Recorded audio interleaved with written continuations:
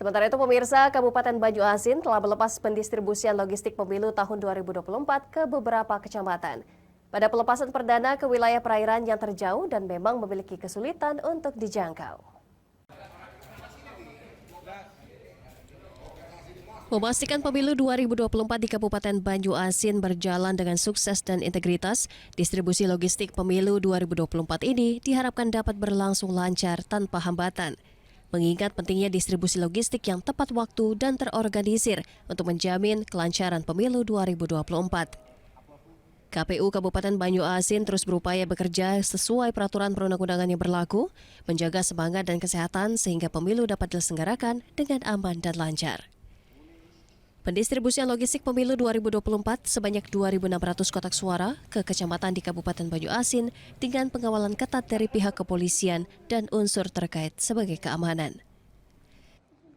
Distribusi logistik kemarin itu udah 6 kecamatan karena daerah terjauh kalau menurut kita ya daerah perairan. Nah, untuk sekarang ini hari kedua itu ada 9 kecamatan yang rata-rata daerah daratan kalau bahasa kita. Insya Allah besok itu terakhir untuk pengiriman ke kecamatan masing-masing. Sebagai awal, logistik pemilu 2024 yang didistribusikan oleh KPU Kabupaten Banyu-Asin ke wilayah terjauh dan perairan, Kecamatan Muara Sugihan, Muara Telang, Sumber Marga Telang, Air Saleh, Makarti Jaya, dan Karang Agung Ilir yang memang memiliki kesulitan ketika pendistribusian. Dari Banyu-Asin, Ahmad Syaiful, iNews melaporkan.